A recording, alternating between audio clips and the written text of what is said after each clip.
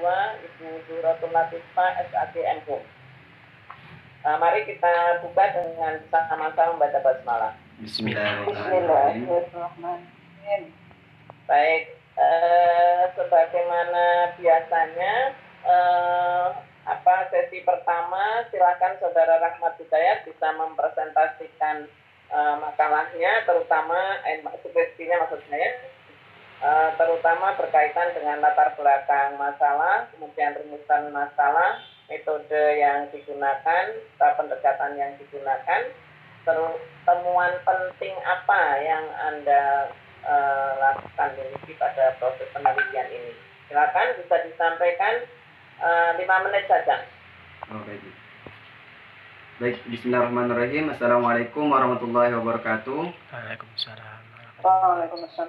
Yang saya hormati segenap Dewan Penguji dan pembimbing Ibu Maryam.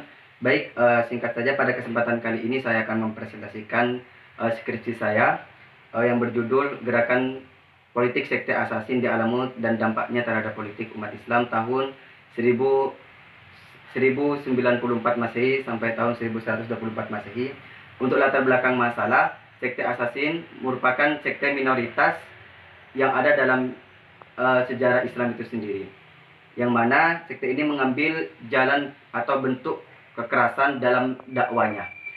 Secara historis, Sekte Asasin itu sendiri memiliki tersambungan dengan dengan dinasti Fatimiyah yang menganut paham Ismailiyah. Tetapi pada akhir abad ke-10, pada akhir abad ke-11, dinasti Fatimiyah ini mengalami konflik internal antara yakni Imam Nizar dan Imam Musta'li. Singkatnya, Sekte Asasin ini merupakan bagian dari kelompok Ismailiyah Nizariyah. Dan Hasan bin Sabah itu sendiri merupakan pendukung dari kelompok Nizariyah dan sekaligus pelopor dan pemimpin dari Sekte Asasin.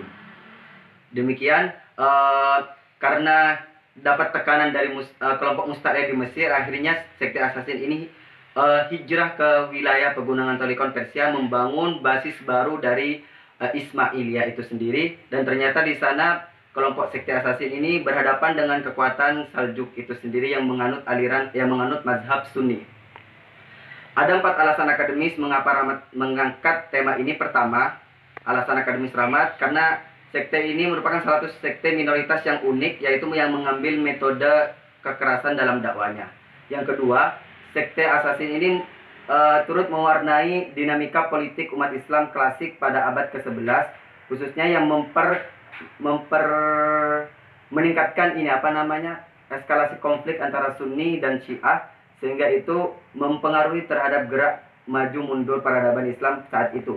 Kemudian yang kedua, alasan akademis Rahmat, yaitu Sekte Asasin merupakan babak baru dari perkembangan Syiah Ismailiyah pasca konflik antara Imam Nizar dan Imam Musta'li yang menandakan kemunduran paham Ismailiyah yang ada di Mesir. Dan alasan yang keempat, yaitu Sekte Asasin memiliki kemiripan model gerakan dengan kelompok-kelompok minoritas yang ada di agama lain, misalnya Freemasonry, Illuminati, dan kaum Templar.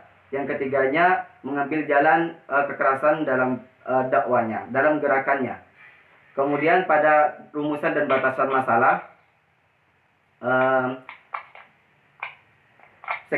kajian ini akan membahas mengenai asal muasal dan sejarah Sekte Asasin, kemudian ajaran Hasan bin Sabah, kemudian juga konflik-konflik politik antara Asasin itu sendiri dengan kekuatan Kesultanan Saljuk, kemudian dampaknya terhadap politik umat Islam pada abad ke-11 dan pada abad 12 itu sendiri. Kemudian batasan tahun.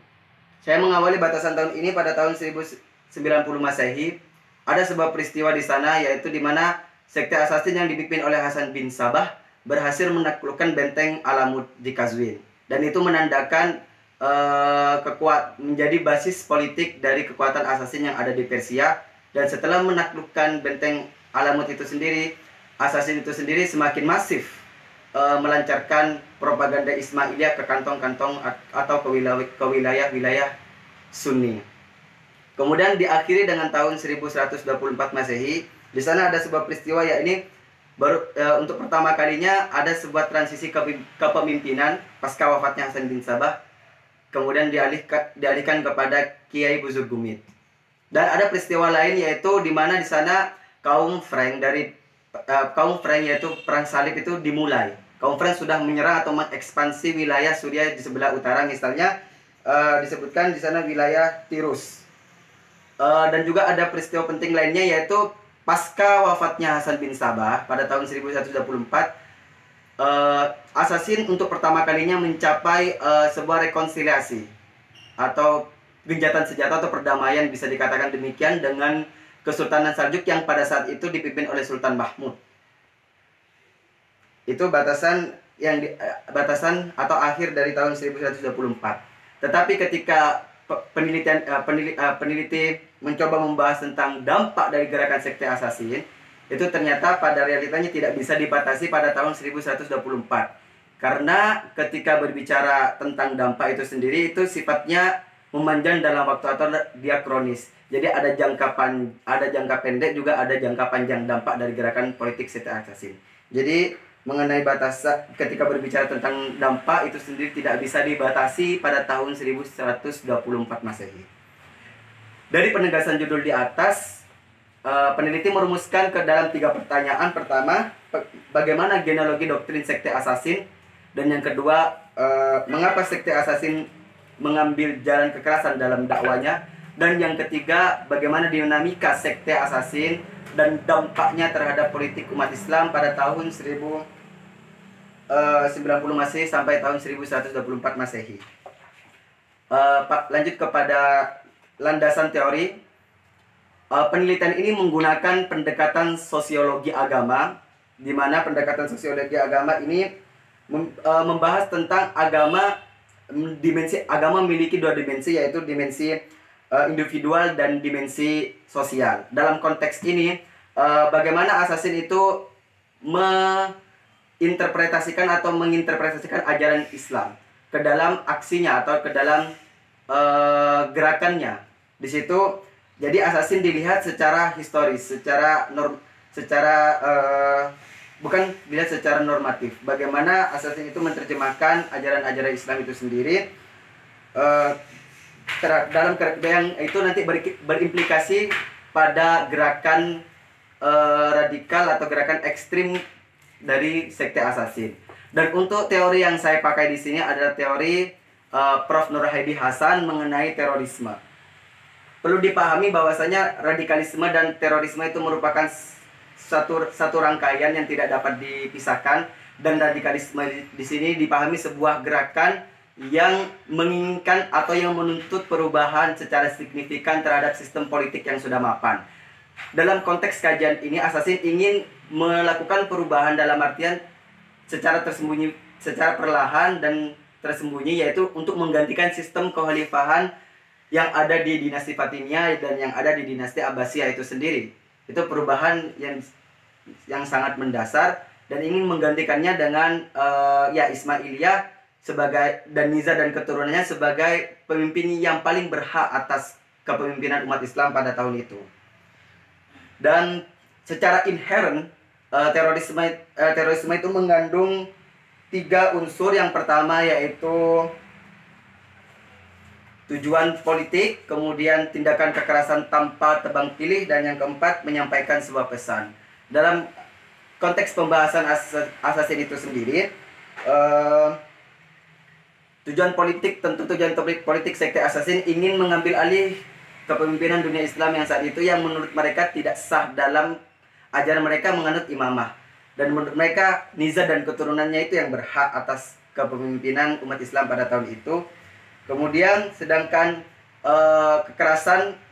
pendekatan kekerasan itu sendiri, sebenarnya kekerasan yang dimaksud sini bukan secara komunal, artinya tidak secara terbuka, tetapi dengan sembunyi-sembunyi. Dari sini mereka melakukan penyamaran, kemudian mereka mendekati korban, kemudian melakukan penikaman. Itu mungkin proses dari gerakan mereka secara singkat. Dan pesan yang ingin disampaikan oleh gerakan sekte Asasin tentu yaitu bermaksud untuk memberikan pelajaran kepada masyarakat banyak mengenai perbedaan cara pandang. Cara pandang mengenai misalnya kepemimpinan Islam itu seperti apa. berbeda antara kepemimpinan Islam Syiah dengan kepemimpinan Islam Sunni, dan itu mungkin yang ingin disampaikan oleh sekte Asasin itu sendiri. Terkait metode penelitian yang dipakai, yaitu metode penelitian sejarah, yaitu pertama pengumpulan sumber, heuristik, kemudian verifikasi, kemudian interpretasi dan historiografi. Untuk pengumpulan sumber itu sendiri, mungkin singkat saja, ini ada 3 sumber primer yang Rahmat pakai. Mengapa saya mengkategorikan ini sebagai sumber primer? Karena dalam beberapa buku yang saya lacak di situ, misalnya dalam bukunya Philip Kahiti, dan juga misalnya juga dalam bukunya Marshall Hudson, itu disebutkan bahwasanya kitab Ibnu Athir itu kitab pertama yang membahas mengenai sekte Asasin.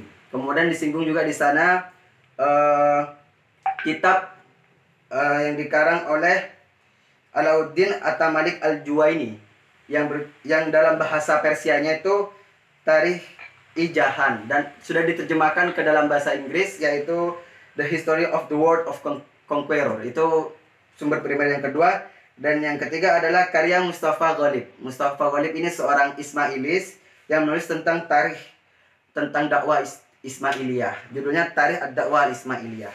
Kemudian untuk kritik sumber, sebenarnya untuk implementasinya Rahmat mengkomparasikan antara satu informasi buku yang lainnya dengan informasi buku yang lainnya. Misalnya terkait tentang pembunuhan Nizar. Di bab 2 saya menjelaskan bahwasanya Nizar itu tidak diserahkan kepada Al-Musta'li tetapi dibunuh. Ada beberapa sumber yang mengatakan diserahkan kepada Imam Al-Musta'li, tetapi Rahmat menemukan beberapa sumber yang lainnya kalau Nizar itu dibunuh lantaran dendam politik. Ya, tadi konflik internal antara Imam Musta'li dan Imam Nizar. Itu mungkin implementasi yang saya pakai pada tahap verifikasi. Salah satu contohnya. Kemudian untuk analisis data, tadi sudah dipaparkan bahwasanya saya menggunakan pendekatan sosiologi agama dan teori terorisme untuk menganalisis permasalahan yang ada dalam skripsi ini. Dan ini bisa terlihat pada bab 4, di mana di sana saya menjelaskan tentang kepemimpinan Hasan bin Sabah dan perkembangan dan gerakan politik sekte Asasin selama kepemimpinan Hasan bin Sabah. Di sana dijelaskan bagaimana proses Asasin itu merealisasikan tujuan politiknya. Seperti itu. Dan bagaimana konflik-konflik yang dialami oleh sekte Asasin dengan para bangsawan Saljuk. Mengenai hasil temuan yang saya temukan dalam penelitian ini, pertama, tadi menyangkut dengan pertanyaan pertama, yaitu bagaimana genealogi doktrin sekte Asasin, yaitu secara historis sekte Asasin ini memiliki keterkaitan erat dengan dinasti Fatimiyah Ismailiyah yang ada di Mesir, baik secara doktrinal juga dan walaupun secara kultural. Dan pada nantinya pasca konflik antara Imam Nizar dan Imam Musta'li, sekte Asasin ini sudah memisahkan diri secara politik dan secara kultural. Dan penting untuk dipahami bahwasanya sekte Asasin sudah eksis 4 tahun sebelum konflik itu sendiri. Jadi sudah punya basis kekuatan di Alamut. Jadi secara ada relasi, ada hubungan ya. Secara doktrinal juga, walaupun ada transformasi, ada pembaharuan ajaran, misalnya pada doktrin imamah. Jadi sekalipun sekte Asasin itu punya ketersambungan historis dengan dinasti Fatimiyah, dia juga Hasan bin Sabah selaku pemimpin melakukan transformasi. Sebentar, ini ada persoalan. Ada pembaharuan ajaran, misalnya pada doktrin imamah, Imam Qaim hadir setiap masa. Kemudian juga mengenai konsep Imam Mahdi, Hasan bin Sabah mengembangkan sebuah konsep Imam Mahdi, yaitu Imam Mahdi itu tidak bersifat statis, tapi dia bersifat dinamis dan tidak hanya berhenti pada Imam ketujuh dari Muhammad bin Al-Mahdi. Jadi terus ada setiap tahun, setiap masa dalam artian itu dari Imam ke-1 sampai Imam ke-7. Kemudian pada ajaran taklim. Ajaran taklim, misalnya seorang untuk mengetahui atau mendapatkan kesadaran ilahiyah itu harus melalui proses pembelajaran, yaitu melalui guru. Guru dalam arti sini adalah imam Syiah yang dimaksud, yang dilegitimasi oleh kelompok sekte Asasin. Kemudian pertanyaan yang kedua, menjawab pertanyaan yang kedua yaitu mengapa sekte Assassin mengambil jalan kekerasan? Ada dua faktor. Pertama itu adalah faktor politik. Dalam sejarahnya sekte Assassin itu diwarnai dengan ketertindasan, dengan kekalahan politik, dan ini bisa dilihat sejak pasca wafatnya Nabi Muhammad dan diambil alih oleh kepemimpinan Abu Bakar, di mana di sana ada semacam protes-protes terhadap keputusan para sahabat di Bani Sakifah yang menentukan Abu Bakar As-Siddiq sebagai pemimpin setelah Rasulullah Shallallahu Alaihi Wasallam. Jadi di sana sudah ada protes-protes. Itu sebenarnya sudah ada embrio pemikiran mengenai Syiah. Kemudian lanjut kepada masa Ali bin Abi Thalib yang mengalami bisa dikatakan kekalahan dalam perundingan, yaitu yang bernama Takim dengan Muawiyah bin Abi Sufyan. Kemudian pada masa Muawiyah juga, di mana Khalifah Yazid melakukan tindakan kudeta terhadap keturunan Alawiyah dengan terbunuhnya Husain bin Ali di Karbala. Kemudian pada masa Abbasiyah juga Khalifah Al-Mutawakkil melahirkan kebijakan-kebijakan yang diskriminatif, misalnya pencabutan patok makbaroh Imam ketiga yang ada di Karbala yang dilakukan oleh Khalifah Al-Mutawakkil.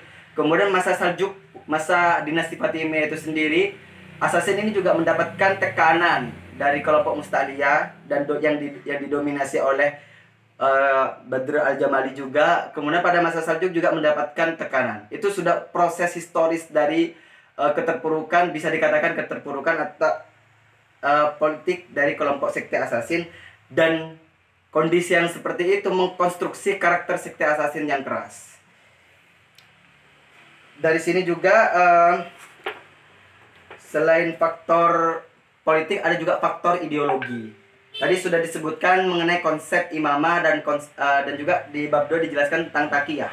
Dan ini sebenarnya dua ajaran ini dalam Syiah yang sangat berperan besar dalam mengkonstruksi karakter Syiah yang ekstrim. Misalnya pada imamah, tadi sudah dijelaskan kalau kelompok Assassin itu sendiri menolak keabsahan Khalifah Al-Mustanzir yang pada saat memimpin Khalifah Abbasiyah, kemudian Khalifah Al-Musta'li di dinasti Fatimiyah, karena anggapan sekte Assassin kedua pemimpin itu sudah merampas hak Imam Nizar dan keturunannya. Kemudian misalnya pada Taqiyah juga, Taqiyah didefinisikan sebagai ajaran anjuran atau komitmen untuk menyembunyikan keyakinan sekte Assassin ketika dalam kondisi terdesak. Dan dari sini mengkonstruksi model gerakan ekstrim yang tersembunyi. Itu dijadikan landasan, Taqiyah dijadikan landasan doktrinal bagi gerakan mereka. Jadi ada dua faktor. Mungkin sudah cukup memadai apa yang saudara sampaikan, dan waktunya sudah melampaui tadi yang saya berikan. Baik, untuk mempertajam saja ada saya ingin Anda lebih menegaskan lagi sebetulnya arti penting penelitian Anda itu apa. Ini untuk mengapa Anda memilih topik Assassin, itu arti pentingnya secara akademik dan kontribusinya terhadap umat Islam itu apa? Baik Bu, terima kasih. Pentingnya secara akademik penelitian ini, pertama, selama ini untuk kalangan, ya mungkin kalangan Indonesia, akademisi Indonesia memahami sekte Assassin itu lebih dikenal sebagai fiksi semata. Belum ada penelitian di Indonesia ini yang memadai mengenai penelitian sekte Assassin secara ilmiah. Jadi ini kontribusi ilmiah. Ternyata sekte Assassin itu bukan fiksi sebagaimana yang diceritakan dalam novel dan sebagaimana yang dipublikasikan melalui film-film Hollywood itu sendiri. Jadi memang nyata, benar adanya, dan itu muncul dari dunia Islam. Dan betapa banyak juga yang tidak paham mengenai sejarah sekte Assassin dan menganggap itu berasal dari Eropa. Sebenarnya itu lahir dari rahim agama kita, yaitu agama Islam. Itu pertama, itu ingin memberikan argumentasi ilmiahnya lah, bahwasanya sekte Assassin itu benar ada, itu kontribusi pertama. Kemudian sebenarnya yang kedua, ketika berbicara tentang sekte Assassin, ini bisa dijadikan sebagai alat analisis untuk membaca perkembangan gerakan Islam ekstrim yang pada abad ke-20 ini mulai menjamur dan sampai abad ke-21. Bisa dijadikan pisau analisis. Banyak misalnya misalnya kita lihat kelompok-kelompok radikal atau ekstremis itu juga kalangan minoritas dan mereka yang terpinggirkan secara politik. Itu bisa dijadikan sebagai pisau analisis untuk mengkaji perkembangan Islam ekstrim pada abad ke-20 dan abad ke-21. Kemudian juga kontribusi yang ketiga itu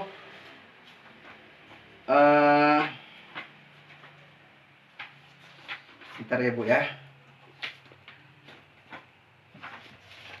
Nah, nih.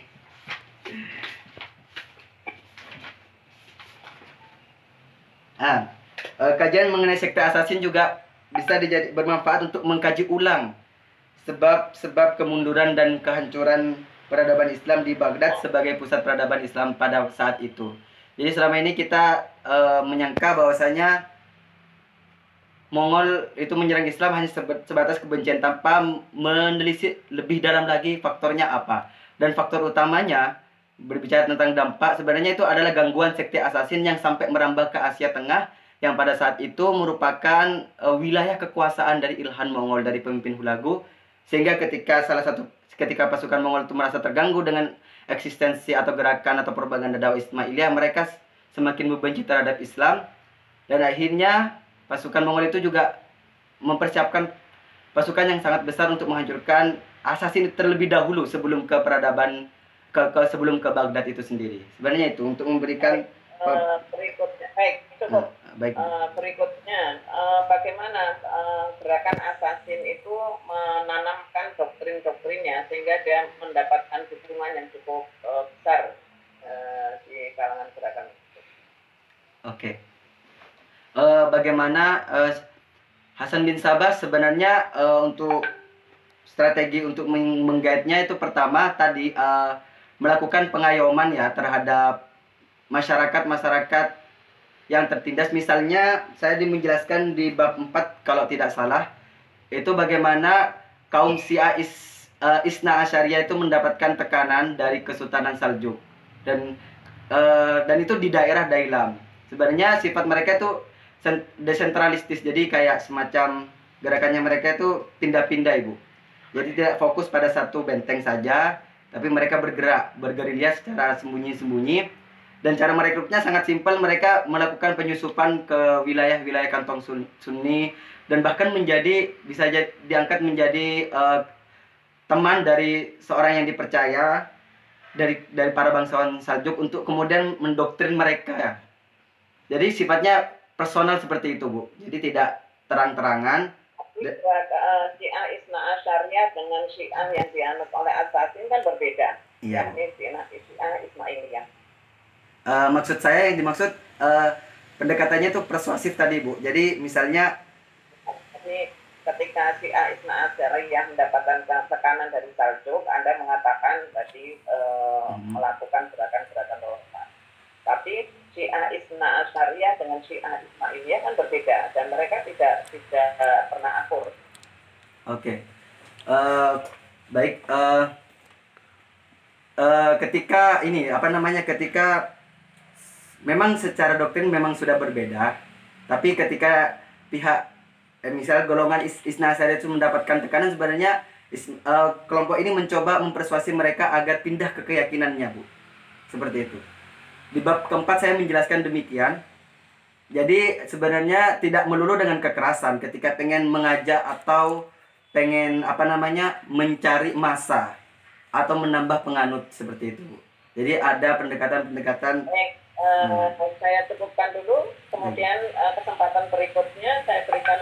Ini mau Bu Zuhra dulu apa Pak Nurul dulu? Pak Nurul. Halo? Pak Nurul sudah bisa tuh? Bisa. Oke, silakan Pak Nurul. Tidak lebih dari 15 menit. Ya, terima kasih kepada Rahmat. Ini bisa dijelaskan Pak Nurul? Sebentar ya Bu ya. Ini sudah keras ya Bu? Bagaimana Bu? Sudah keras Bu? Ya. Yang Pak Nurul tadi yang belum. Yang Pak Nurul. Ya, ini sudah terdengar belum? Ya. Sudah terdengar Ibu? Terdengar. Sudah. Ya, saya sebenarnya sudah ada catatan-catatan ya, yang sebenarnya ada dalam HP. Hmm.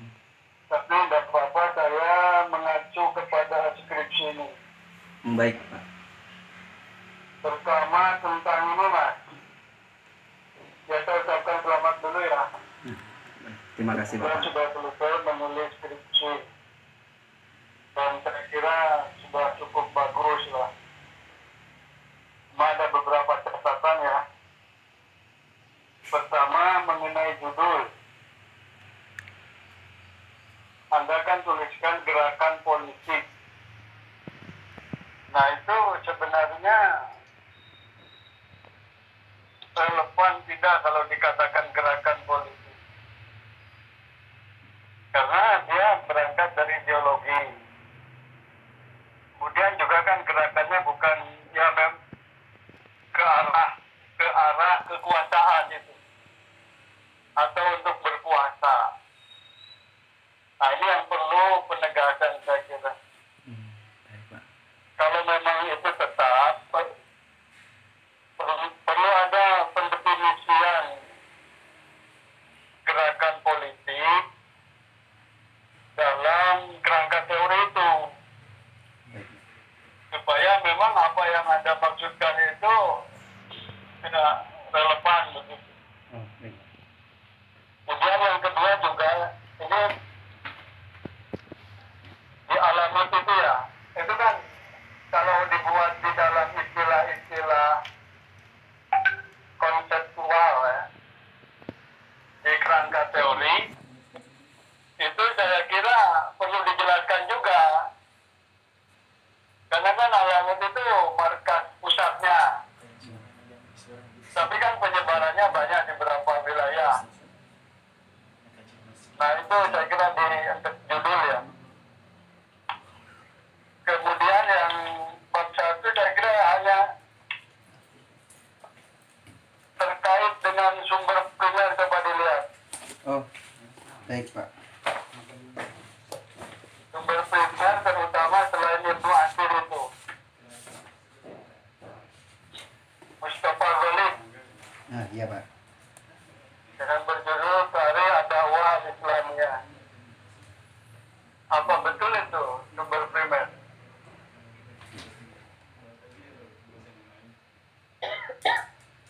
Gimana, Mas? Baik, Pak.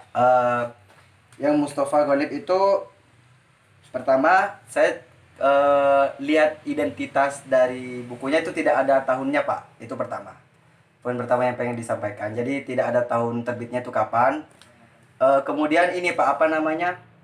Saya bisa yakin dengan Mustafa Ghalib yang berjudul karya ini menjadi sumber primer karena saya baru pertama menemukan secara rinci yang membahas tentang tarikh al-Ismailiyah.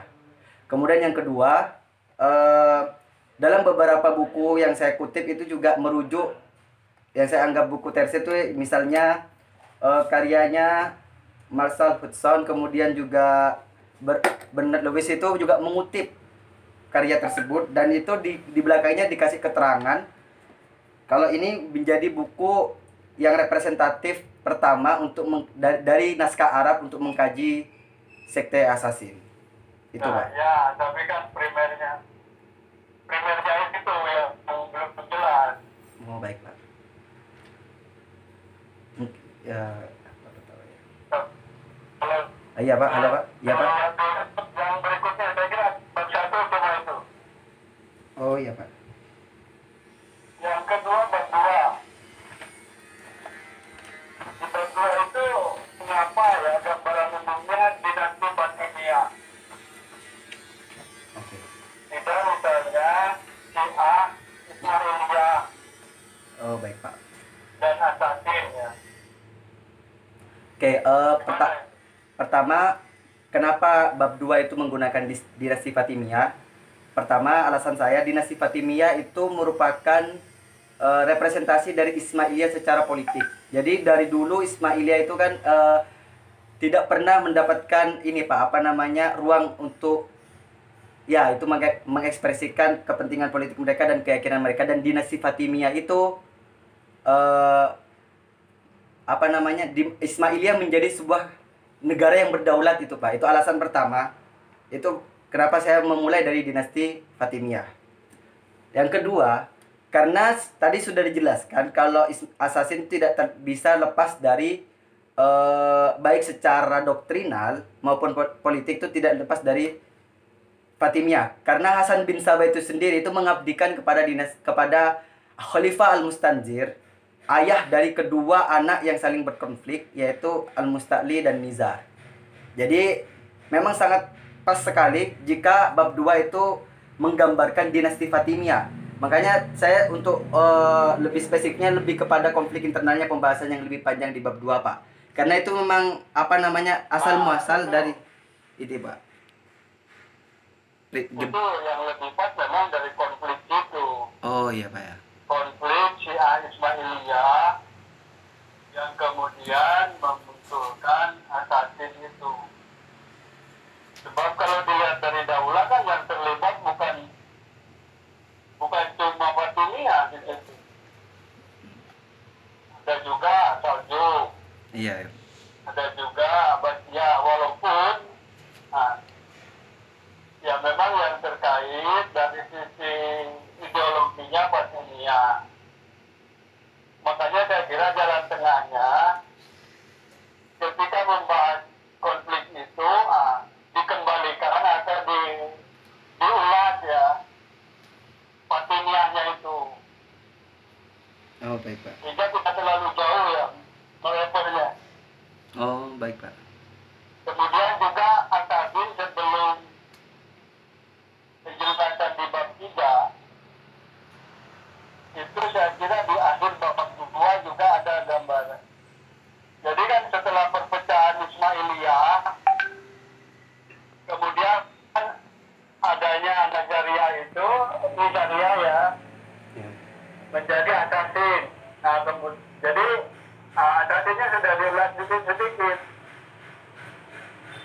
Sehingga ketika membahas di bab 3, genealogi ideologi sekte Assassin, itu sudah ada ininya, referensi sebelumnya. Oh baik Pak. Di bab 2 akhir. Kemudian berikutnya bab 3 Mas. Bab 3 itu yang saya ingin tegaskan, kok penjelasan genealogi. Mohon maaf Pak, suaranya.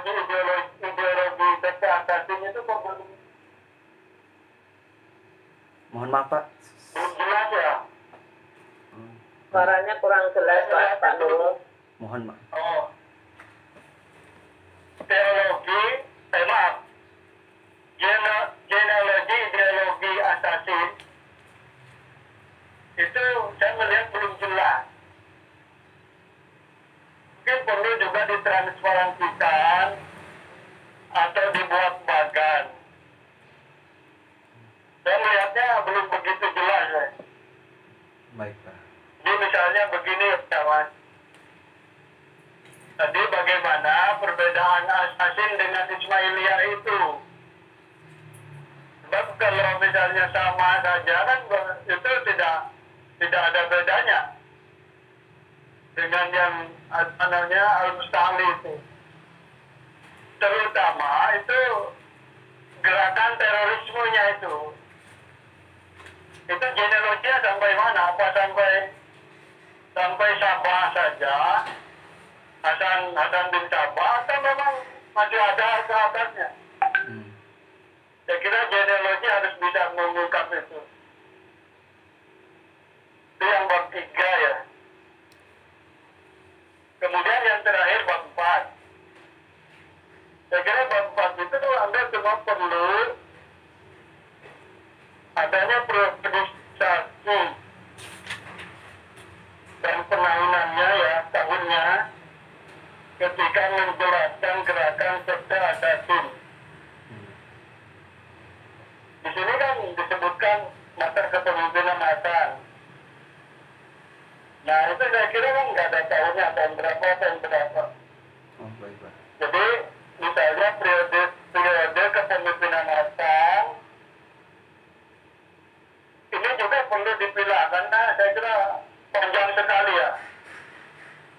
Iya, Pak. Misalnya penguatan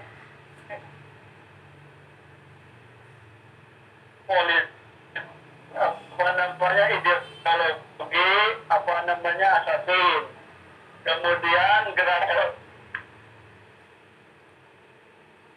Iya, Pak. ya gerakan teror yang pembunuhan itu ya. Iya, Pak. Kemudian yang dampak itu saya kira juga sama, harus diperjelas dampak, misalnya dampak politik, dampak ideologinya, kemudian ada enggak dampak sosialnya. Yang belum dijelaskan di sini kayaknya dampak sosialnya. Nah itu item-item itu perlu diperjelas lagi Oh, baik, Pak. dengan membuat sebab itu. Saya kira itu masukan dari saya. Terima kasih. Oh, baik, Pak. Terima kasih banyak. Baik. Sudah cukup, Pak Nurhan? Ya, sudah. Sudah, Bu. Terima kasih, Pak Nurhan. Berikutnya 15 menit ke depan untuk penguji kedua. Bu Suratul Latifah, silakan. Ya. Assalamualaikum warahmatullahi wabarakatuh. Waalaikumsalam warahmatullahi wabarakatuh. Iya, saya mengawali ucapan selamat untuk yang lain belum tahu. Yang angkatan 2016 yang sudah mengajukan Sudah cukup banyak, Bu. bimbingan dan lain-lain Sudah cukup sudah banyak. cukup banyak. Betul. Cuma progresnya terkendala, Bu. Corona itu, Bu. Arsip-arsip. Oke. Iya, saya ngirit pulpen ya, karena alhamdulillah ini tulisannya bagus sudah, sehingga kesalahan itu sangat kecil berkaitan dengan teknik. Kami sudah memusyawarahkan lewat WhatsApp group untuk memutuskan apa nilai apa yang harus diberikan kepada Anda, dan kami sudah sepakat bahwa skripsi Anda diterima dan Anda dinyatakan lulus dengan apa? Catatan tadi, Bu. Ya, dengan beberapa catatan dari penguji, nanti segera bisa konsultasi dengan penguji. Kami sepakat skripsi Anda diberi nilai A. Alhamdulillah. Alhamdulillah, ya Allah. Makasih banyak, Bu. Terima kasih. Ya Allah, alhamdulillah. Selamat berkat capaian yang Anda raih. Iya, Bu. Mudah-mudahan ini memberikan motivasi Anda untuk bisa berbuat lebih baik lagi dan bisa melanjutkan studi ke jenjang yang lebih tinggi. Amin, Bu. Amin. Terima kasih banyak. Artinya fakultas mengucapkan selamat dan mudah-mudahan ini membawa barokah bagi kehidupan Anda pribadi, bagi masyarakat di lingkungan, bagi keluarga dan bagi anak. Amin. Terima kasih banyak. Ya, terima kasih pada tim penguji.